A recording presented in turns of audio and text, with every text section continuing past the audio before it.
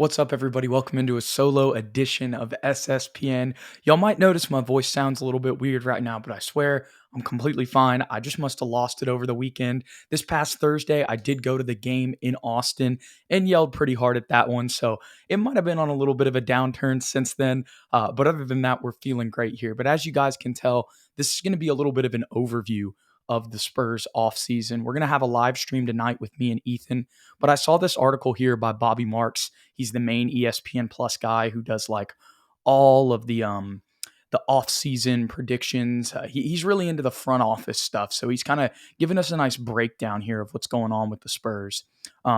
Just want to 1 second, going to get this up so I can scroll to it here.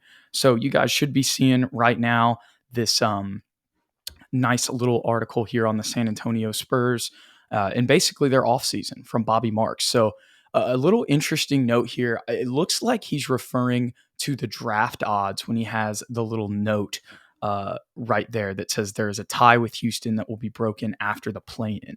So I'm wondering if the Spurs still have a chance for the second best odds in the draft, which could mean they could eliminate their chances for the seventh pick, which is what they have right now, it seems like. But maybe the play-in could alter that. That's just something to keep an eye on. If you guys know what that is, hit that up in the comments below and tell me what it's at and let everybody know. But just talking about the draft picks, right? Number twos and number three. Well, that would just be the projected pick. Sorry, I thought they were referencing two picks there. I was like, I know the Spurs got loads of draft picks, but I don't think they got two in the top 10 this year. But there is that second Toronto pick in the second round. So depending on how the lottery shakes out, the Spurs are going to have a pick early in the first round and early in the second round. We'll see if they use both of those second round picks. I know they have in the past, but we could see them trade out. Like last year, they traded the Kennedy Chandler pick, or they made the pick for the Grizzlies for Kennedy Chandler, but traded prior. So I would expect that Toronto pick to probably be traded and then the other two to be used in the draft. But, odds for the number one pick tied for the most at 14%. Gives us a little bit of a view on the free agents for the Spurs this year. The R's next to the names there means restricted free agents. So the only free agents who are not restricted for the Spurs, meaning they won't have the rights for and can't match a contract offer, is Keita Bates-Diop and Gorgui Dieng. With the way that Keita Bates played this year and the way that he improved, he's somebody I could definitely see back on the Spurs roster. I think he really fits the culture. I think he likes the culture, and I think he's seen his development since we signed him on a two-way, and now he, earned his way to a rotation player this year and had a couple 20-point performances as well. I got to see him score 20-plus in that Austin game as well. I believe he had 25 in Austin, and his three-point shot improved. That's somebody, whenever it comes to the non-restricted free agents, that I think the Spurs would definitely like to bring back. And, depending on how the center depth goes and maybe how the draft goes, the Spurs could always bring back Gorgui. We've had him here before. We brought him back this year. We cut him this year and brought him back again. So Gorgie's always, there's always a chance for him to come back. But I really think when I look at everybody else that is restricted, I mean, other than Romeo Langford, I think everybody else the Spurs want to bring back. We'll have to see whether or not some of those are on a two-way again, like maybe Dominic Barlow's on a two-way again. He had a great performance in his last game. Maybe he does end up getting his contract upgraded, but with Sandro Mamu Kelishvili coming in, our boy Mamu, that'll be something to watch for sure, especially in just the spots left for the bigs. But, maybe the Spurs like both of those guys, and instead of getting, another backup center, behind Charles Bassey and Zach Collins, maybe they just, roll with 4 fours, if you will, with Sohan, Mamu, Barlow, and then somebody else. If we end up picking somebody in the draft or signing them in free agency, we might just kind of have another 4 on the roster if we really like both of those guys. That's something to watch there. But let's dig into the state of the roster and what Bobby Marks has to say. The Spurs finished with 22 wins, which is not a sign of stability. However, the retooling of the roster that started when DeMar DeRozan was moved to Chicago and continued when DeJounte Murray was traded to Atlanta laid the groundwork of a foundation. The Spurs have a core of young players led by Keldon Johnson, Devin Vassell, Jeremy Sohan, and Malachi Branham. I think that's a good, I like how they mentioned those 4 because, that really shows like a lot of people may not know about Sohan and Malachi. Maybe they heard a little bit about him this year, but like those dudes, both double-digit scorers in their rookie year in the Spurs system, and just the way that they improved, I think they are kind of the pillars. Like, these are the four guys right now that the Spurs are like, these are our guys. And if you remember, we've said it so many times on the show, Malachi Branham was like, he was hovering anywhere from like 10 to like 15 on big boards. He was sitting on Jay Billis's big board for forever up there at number 13 before the Spurs picked him at number 20. So really, those are all, while Keldon was another guy who fell, he was kind of in that same similar position as Malachi. These are all lottery talents, at least lottery pick type talents here. So if they're not lottery picks themselves, like Malachi and Keldon, where Devin and Jeremy were. So I like how he recognized that. Those are really the kind of the four pillars and guys that we want to keep and that we really like moving forward. Obviously, there's some others as well, like our boy Mamu. He's another one, and the way Champagny played at the end of the year. But these are really, like I said, like the pillars right now for the Spurs. Obviously, KJ averaged career highs across the board, including 22 points per game. It was close to 26 after Christmas, or a little bit above 26 after Christmas. He had 7 30-point games this season and had 3 after he just had 3 in his first NBA seasons. And, I know that the 3-point shooting went down for Keldon this year, and I like that he kept taking them, but we saw how, one of the reasons why he was around 26 points per game then was because he was just shooting the lights out of the ball to start the season, like started close to 50%, 40 plus. So that had a lot to do with that as well. But here's the more important thing, as Bobby Marks mentions. San Antonio has 31 draft picks, 12 first and 19 seconds in the next 7 years, including that coveted 14% chance of selecting first this season. The last time the Spurs selected number 1, it was 1997 when Hall of Famer Tim Duncan was picked. Y'all might have saw that we changed the logo. It's like we're back in the 90s. We're in the lottery. We're trying to get a Timmy or a David. And this year it's Wembanyama. So we'll see what happens. But like that analysis of the state of the roster there from Bobby Marks. We'll go to offseason finances. The Spurs once again have cap space. Lots of it too. If their free agent holds are wiped, except for restricted free agent Trey Jones, San Antonio projects to have $35 million. Their flexibility increases to $41 million if Zach Collins, who has a non-guaranteed $7.7 million contract, is waived before June 23rd. That won't happen. If y'all saw, Greg Popovich came out and said that Zach is the 5 for the Spurs moving forward. So that'll definitely be interesting. I know a lot of y'all might hear that and be like, Wembanyama. But as we all know, Wembanyama is super versatile. And also when he's on the roster, plans could change when you get a generational talent like that. But also, the Spurs may have plans to play him at the 4 if they end up picking him. And we know he definitely has the skills to do that. And me and Ethan have also had extensive conversations about how, the biggest thing is like, okay, what if he gets bullied in the post? How is his body going to hang up? He'd take a little bit less punishment playing the 4 as well. So, just some food for thought there for y'all. But Zach Collins will not be waived. So we're going to have $35 million in cap. When his deal becomes fully guaranteed. So they just talk about how Collins had a career high this year in points and rebounds. We've talked about Zach's development this year and his progression.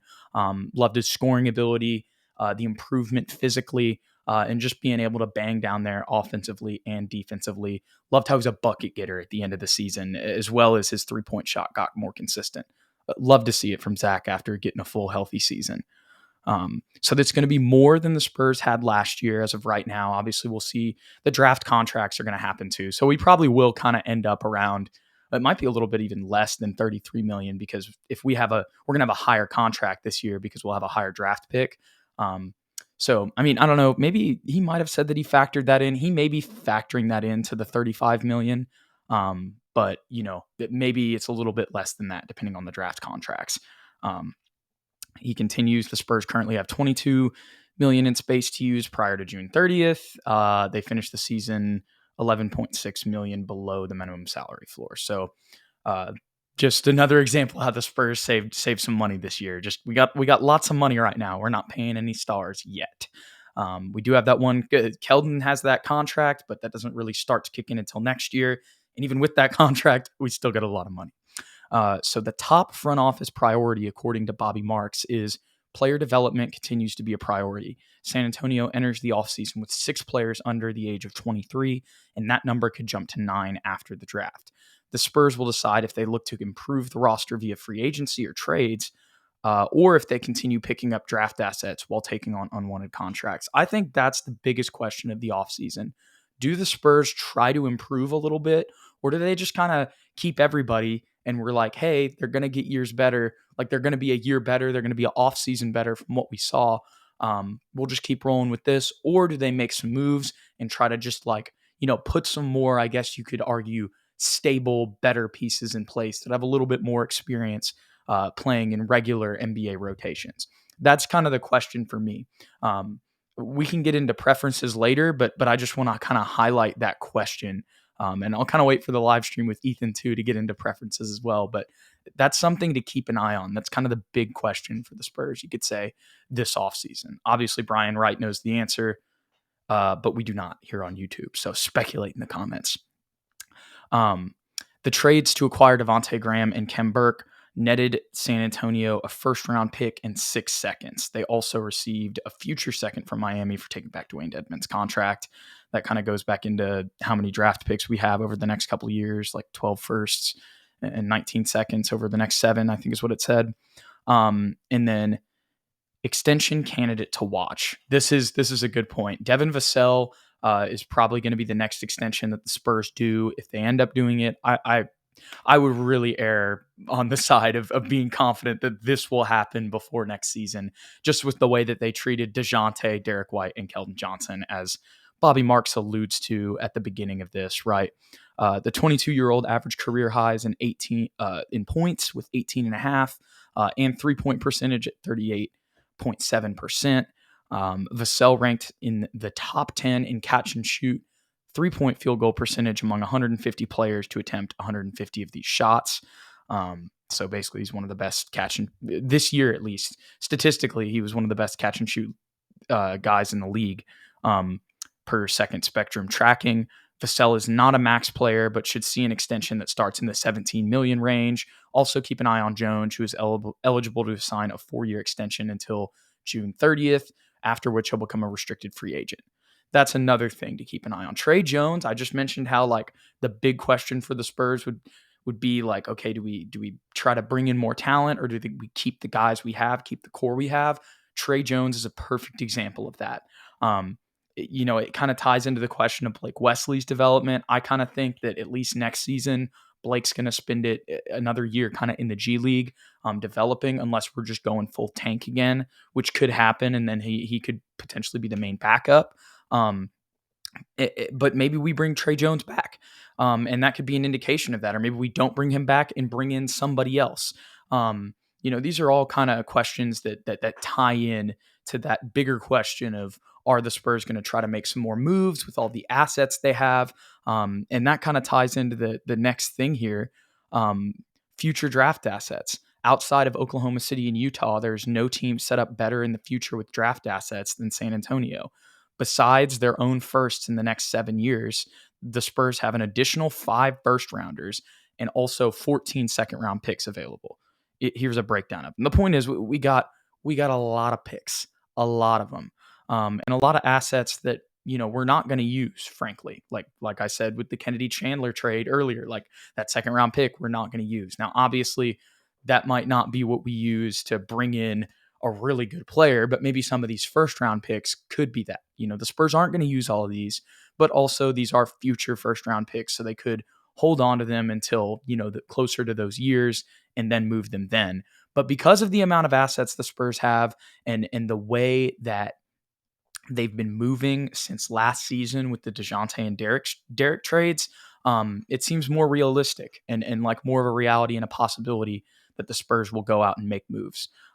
So that's what I'm really interested this offseason to see is if they try to acquire a little bit more talent. I don't think that even if everything goes perfectly for the Spurs this year, they get the number 1 pick, they draft Wembanyama, and they bring in more talent potentially, like I was saying. I don't think that any of that's going to lead to a championship.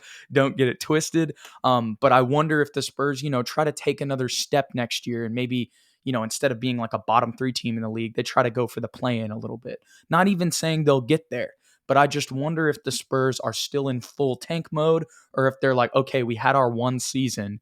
Now we're going to really try to, take a positive step forward in these guys' development and getting closer to winning. And so that's the thing that I want to watch. The last little thing I didn't mention here is team needs. Bobby Marks says based on player development, the focus is improving the offense. Or besides player development, I don't think that that's a good look. The Spurs ranked 29th in offensive efficiency this year, only ahead of Charlotte. I get that, but we were we were so bad defensively. All you guys know this if you watch the channel. We were last defensively. So I would say that defense is first because I think that these guys have the skills. I would actually completely disagree with this. I know we need to get better offensively, but I think that was a little bit more of a product of just the situation and them learning the system and their first time being in it. Defensively is really like where we're bad.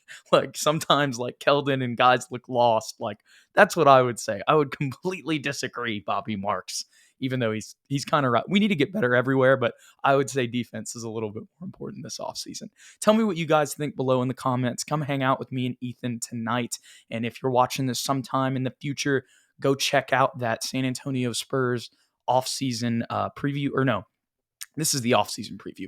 Definitely like and subscribe below if you enjoyed this content. But go check out the San Antonio Spurs end of season review that me and Ethan did tonight on SSPN Live for show. We're going to give out some awards. We're going to recap the season, all that good stuff. So hope you guys enjoyed today's video. Even with my voice, you'll get to hear Ethan tonight. So thanks for hanging out with us. We'll catch y'all later. Go Spurs, go. This is SSPN. Like and subscribe, all that good stuff. See y'all.